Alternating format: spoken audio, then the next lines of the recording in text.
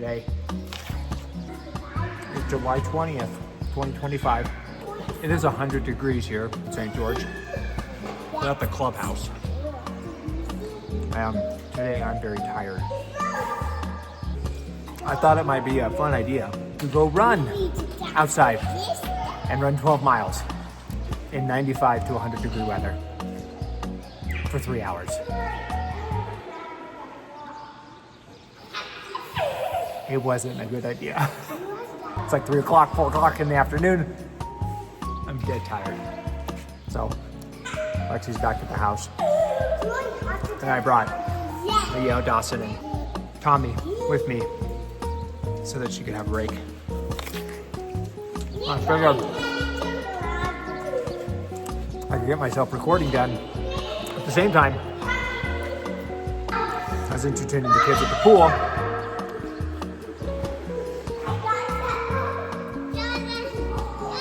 And catch up on the last week's self-recording as well, because, you know, I didn't do it. So let's begin. So I'm gonna start off with my biggest wins from last week, 7-7 to 7-13, and then 7-14 to 7-20. And first thing is that I published and posted the all-in-one and done YouTube video and Kickstarter update. I sold about like $12,500 worth of inventory. Gained about 200 Tuna Tribe members. I fulfilled on all the orders. Oh, I paid off the LBA Affirm loan. It's probably so echoey, which was like $5,000. And then we had to get a new AC compressor for the Volvo, and I ended up spending the entire day in Salt Lake City at a Starbucks for like 8.5 hours while they were working on our Volvo to get it fixed. And it cost $3,200 to get that AC compressor fixed. And they're telling us that we need another like $1,200 to spend on replacing all the tires because they're bare to the bone. We didn't fix that though, we just fixed the AC compressor for the Volvo. And in doing so, I took the money from the savings. And the only reason that's a big win is because it was the first time where we had like oh shiz, we've got this unforeseen thing that we've got to fix, and I had enough money in savings to pay for it, so I like didn't bat an eye about it. So that's why it was the biggest win. So that was the week prior to this last week, which is when we went to Lake Powell. Okay, the next week was in Lake Powell. We spent the entire week there. It's where I fixed and MacGyvered like 100 different things. There was stuff on the wakeboard boat that was broken, stuff on the houseboat that was broken, stuff on the jet ski was broken, all kinds of stuff was just broken. And I'm so sorry. I MacGyvered and fixed all that stuff. Really learned how to jet ski, drive a wakeboard boat, a houseboat, taught Leo to jet ski, cliff jump off the houseboat as well, and started the kata practice guide for creating evergreen content. That one right there, the kata practice guide, I think is actually gonna be pretty insightful, because even spending the last spending 20 minutes per day over the last week in Lake Powell, just kind of absorbing all the information and writing it down, has made it surprisingly easy to talk about it. And then when I go to talk about it,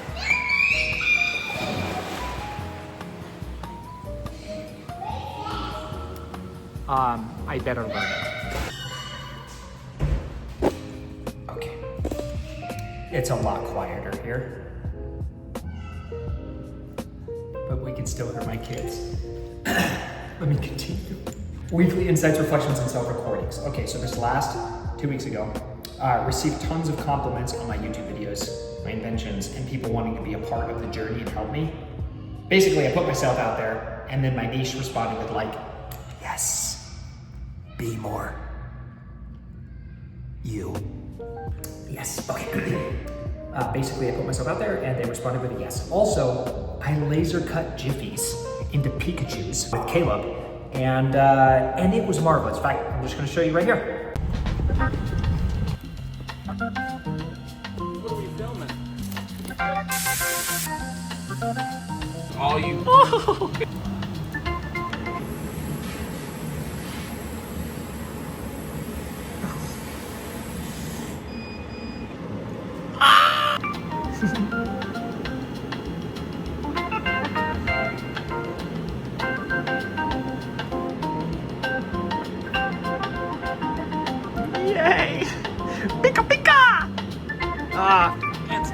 already. They're so cool. Incredible, right? Okay. Now, last week at Lake Powell, all of my weekly insights, reflections, and self-recordings were I should practice 100 lessons to reading with Leo. Like 100 easy lessons, how to read after 100 easy lessons. It's this book right here. The other thing was like, do one thing today that your tomorrow self will truly thank you for. And honestly, it was that honestly put me right here. Because I was like, I knew I had to do the self-recording and I was tired. And I was like, you know what? Tomorrow, the future version of me tomorrow, the tomorrow Carrie, will thank me for putting in the hard work today, sacrificing, even though I'm tired, trying to do my best in putting this together, while still being a good dad, at least keeping my kids entertained while my wife has a break for a minute. And so far, I've only been knowing it for about a day. It's worked out pretty well. I'm tired, but I'm doing something that I know tomorrow me will thank me for. Just like the 12 miles I ran in the 100-degree weather out here in St. George with no cloud in the sky. Well, I'm just tired right now. I am bronze and brown. Oh, wait.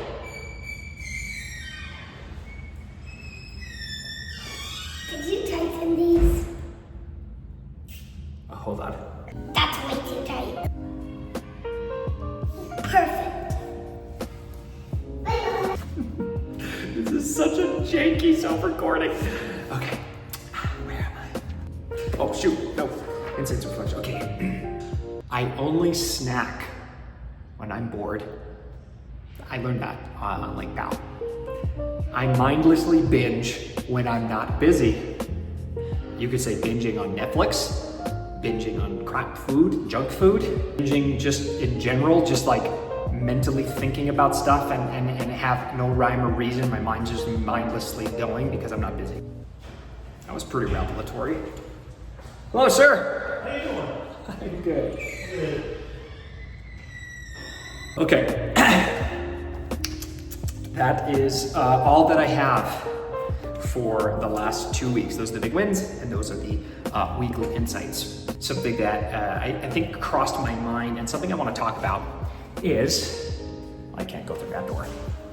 It would be this idea that I want to start posting my self-recordings on the YouTube channel and really just document my life, because what I really want at the end of the day is to have documented my journey and my inventions so prolifically that eventually when AI can manage all of it and I die, it can take everything, synthesize it all, and then it can emulate and embody me. And then continue living as me indefinitely forever. That's the plan. That's the plan at least. And it's gotta need content, it's gonna need input so that I can give it to it, and then it can feed it, and then it can simulate me. Another reason too that I want to post the self-recordings, because what I feel Always in your view, aren't they? Oh, man. What I feel is that in doing these self-recordings and then posting the content, right? What it does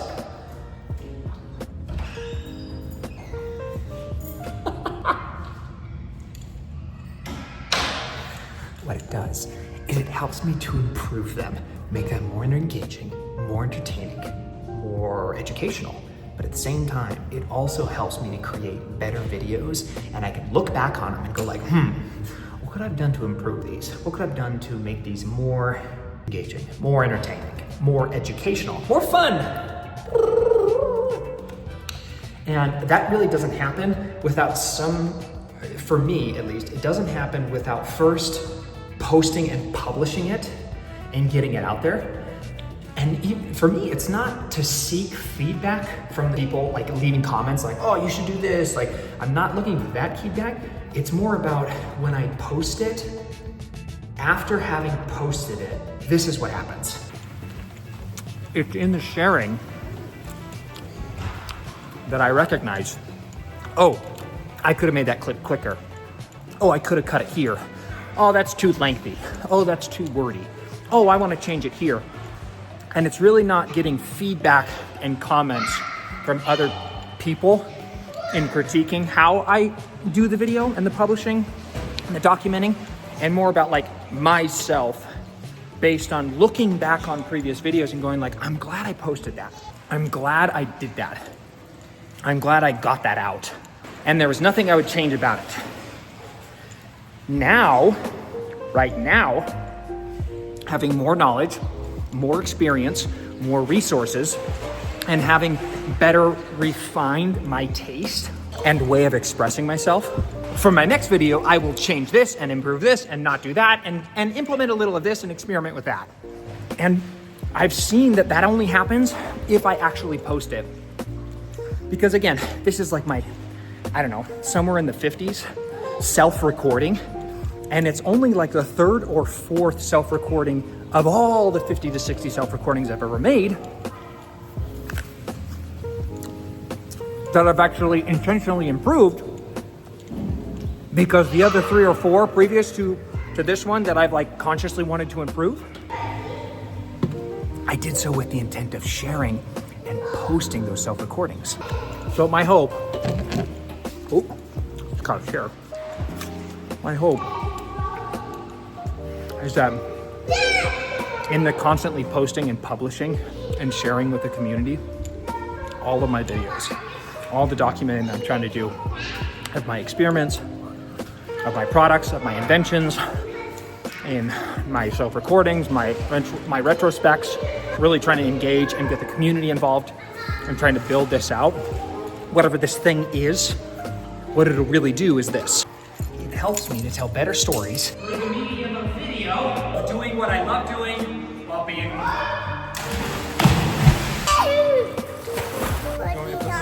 Dude, you got a booger. All right, let me help you. We forgot about ideas. Yeah, we forgot about ideas. Okay, I've been working in my mother-in-law's basement for like, 2 years in this very same room. This has always been right next to it. Why shouldn't I just create a corkboard like this for all of my warehousing and inventory? So you do a corkboard and you have these little hangers, and I can fit, probably 20 jiffies on just one of these. So in lean manufacturing, you can use the 2-bin system. And what I'll do is I'll put like some kind of hang card, like 15 back. And then once I've pulled 15 of, say, like the blue slate of the jiffies, like this one, right? There we go. I can pull like, 15 of these. It'll have like a replenish card. And then it'll have like a safety stock of maybe 5 more. So you can fit 20. After 15, it hits the 2-bin system and the replenish card gets done. And then I take that replenish card and then I go and replenish them. And then it's all the solid colors and then all of the special prints. And let me see this, I want to build one. Okay. It's got soft edges. So I somehow found these, or bought these. I like these clips. These clips are funner than the ones I have, right? And then they bolt them on. And then they just got this like hole punched wall. And it's on phenomenal casters. Look at these bad boys. And it looks like they bolted those on. This is just dope. Oh! Look at this. It's got a whole system in here. I'm gonna build one. Boom. Look at that.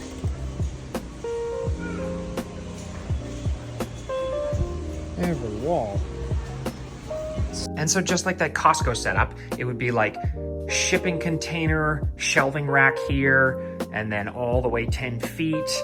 And then you'd have entire wall of corkboard, and then these little hangers where you could stick all of the jiffies and all of the universal lens caps and all the universal lens hoods and all of the satellites. Everything has a hang tag. I could stick all of it on one wall, and then I could have little casters at the bottom, and I could just push this over, have 2 walls. So it's like this wall and that wall, and it's an entire event booth space. Super easy to assemble and disassemble. And then once I've disassembled it, I bring it back downstairs into my unfinished basement, and then it holds all of the inventory to package and fulfill orders. Look at that, look at that, look at how good it looks. Ah! That is a marvelous idea, and that's probably going to be the project for all of August that I'm going to do in getting that all set up. A easy to assemble, disassemble, warehousing and fulfillment, shelving rack, corkboard wall with hangers for all of my inventory, 2-bin system, lean manufacturing, easy to take down and set up for events and trade booths while also remaining my inventory holder in my unfinished basement. Hold on. Okay, look at how cool this is. Look at that. It's a quick release system. Okay, that is so amazing. I don't know how I'm ever gonna use that, but cool, right? No. It's 10:51, I'm on my run. But check out this shipping container, Ironclad Environmental Solutions. It's got wheels. It looks like there's big, I don't know, circular drums, I don't know, lids that you can open up.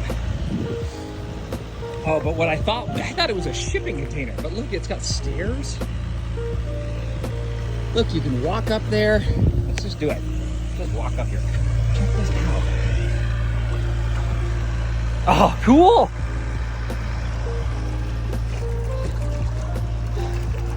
It's a full-blown like system. It's got a little, it's like a pool.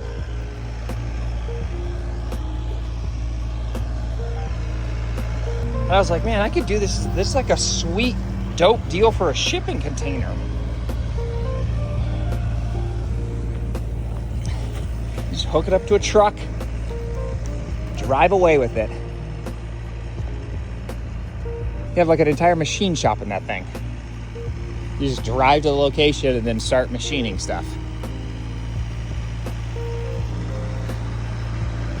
Okay, that's it for the self-recording.